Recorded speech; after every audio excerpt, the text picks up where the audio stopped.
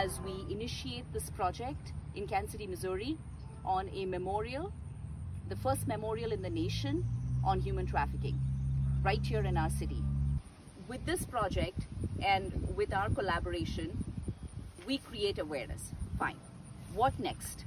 Then what do you see happening as a result of awareness? And I have this question for both Kristy and Derron.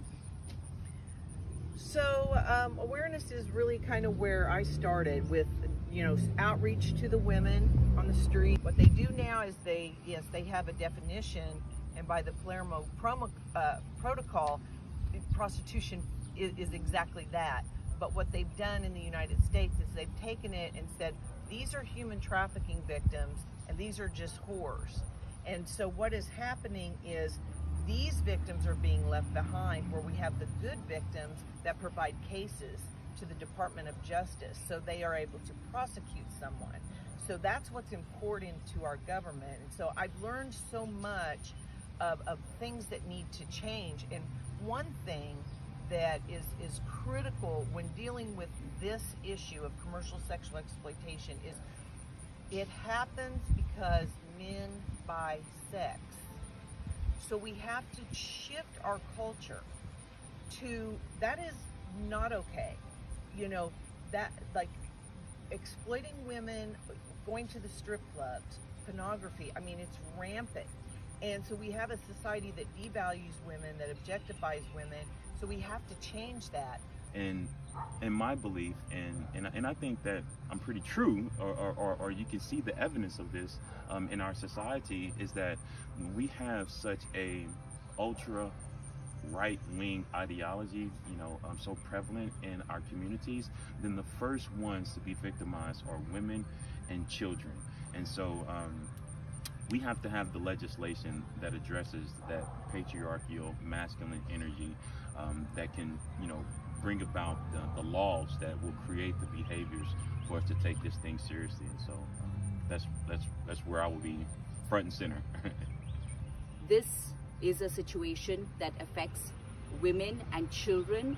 And when I say children, or when we say children, it's not only girl children, it's boy children as well. It's real. It's not a movie. This is real life situations that are happening every single day. And then when you can explain that to people, we've made it too easy. Oh, we call our boy the 18. You're a man now. No, you're not. What's the test that makes you that man?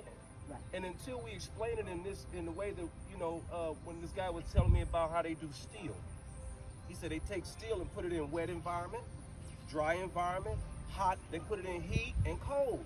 They test the steel before they use it. Well, what tests are you going through in America that we can put together that the men, boys can go through before they just claim they're men? Right. Here you just turned 21, you're a man all of a sudden, or you're a woman. Right. We have to start talking about what is that manhood really looks like, and then you'll change that. Because to me, manhood is a protector. In America, we do a piss poor job of protecting children and women. We get an F. And until we start to have that conversation, then you change everything else. Until men understand you are the guardian to make sure that women can walk to the store, that the little girls can play jump rope without nobody bothering them, the boys can play kickball or basketball without nobody bothering them, then we talk about, then you make changes. This public art will start a conversation, which then you can pick up from, which the leaders can pick up from. You obviously have a platform and you will talk about it, but public art is so universal. It's non-committal. It's a harbinger for conversations to start. But art has to have meaning. It has to serve a greater purpose in life. It just cannot be about the adulation and the celebration. There's only so much happiness you can get with that. But when you get profound inner peace, that comes from bringing work to inner cities where it does more than just become an object of storytelling or aesthetic. That it actually has a greater purpose in life, which is that it drives people out. Because I'm just in awe of individuals who can get out there at the grassroots level and talk to people and make change happen. And the people who don't take any initiative or empathize or support or whatever, it's because they think that the women have a choice. If we can, and that's why my first panel is isolation, because I think that's where that problem is. But we are all connected, even if it's through someone else or through 3 other people that we know. We are all connected, and change needs to happen on so many levels. And when it comes to the issue of human trafficking, commercial sexual exploitation, if you have any interest, go to veronicasvoice.org. Get involved. You can volunteer. Of course, we take donations in whatever way you might fit in. If you just need educated on the issue, there's so many things out there. Some things are not accurate, some things are very sensationalized. This is happening here in Kansas City. This is happening in all over the Kansas City area. It's not just happening in the old Northeast area. This is going out to Johnson County. This is the whole Metroplex, Kansas and Missouri side. So it touches people's lives, and it may even touch your life in such a way that you don't even know it's touching your life. Human trafficking has existed for such a long time, and yet and still we consider ourselves to be a progressive society, but at the same time we don't take care of our most vulnerable and have processes to be able to give them the resources that they need to save a Veronica. And so I applaud you with what it is that you're doing with your organization, and I applaud you as well for bringing the awareness of this situation.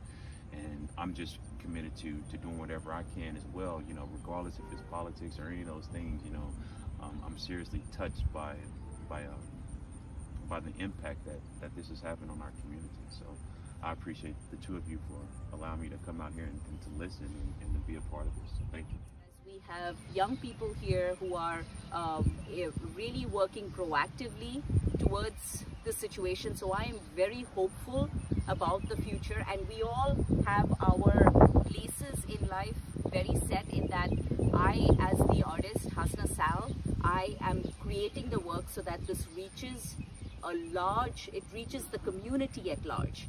3 of us are here today to address this issue, and we are going to work together hand in hand to make sure that we raise the awareness for this pandemic, and we look forward to talking to you again in the future. So thank you for your time, and we will be back again soon.